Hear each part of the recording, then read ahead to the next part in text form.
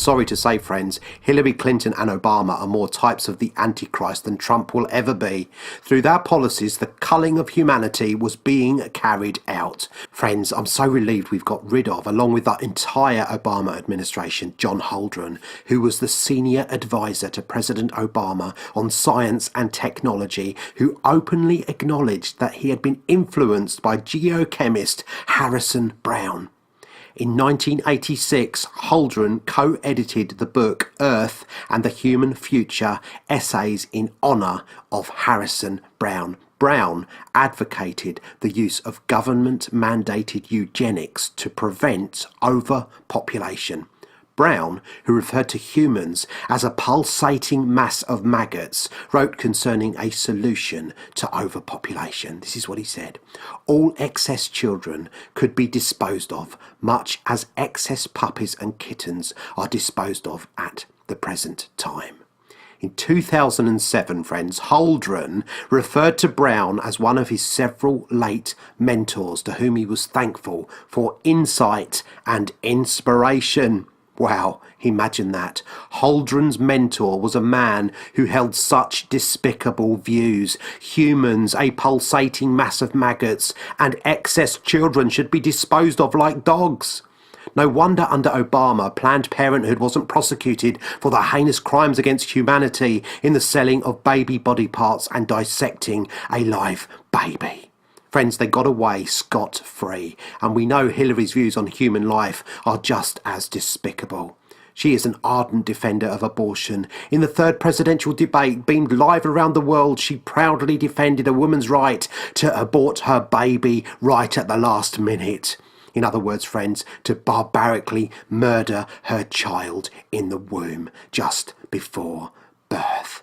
Meanwhile, in his first week in office, Trump, fulfilling yet another campaign promise, signed an executive order to prohibit federal funding from going towards foreign non-profit organisations that promote or commit abortions. This action, friends, will effectively defund international Planned Parenthood. This administration is already beginning to save lives and wash its hands of the murder of the innocent around the world. And while we're on the subject of saving lives, Trump tweeted on Sunday, "Christians in the Middle East have been executed in large numbers. We cannot allow this horror to continue."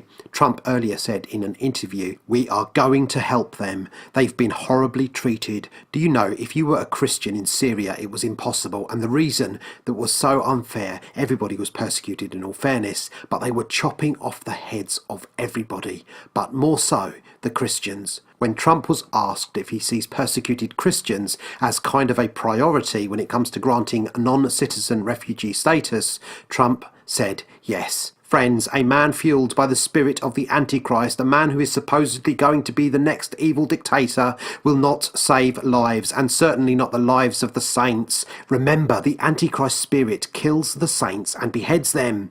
Revelation 13:7, and the beast was allowed to wage war against God's holy people and to conquer them. And Revelation 24, also, I saw the souls of those who had been beheaded for the testimony of Jesus and for the word of God, and those who had not worshipped the beast or its image and had not received its mark on their foreheads or their hands. It's ludicrous, friends, to suggest Trump is a Hitler in the making. No matter what the mainstream media warned on the inauguration day and wants to drum into the minds of the people with what they called his Hitlerian speech. Yes, friends, that's what they so audaciously called it, Hitlerian and dark. Did you actually listen to Trump's speech? It couldn't have been further from it.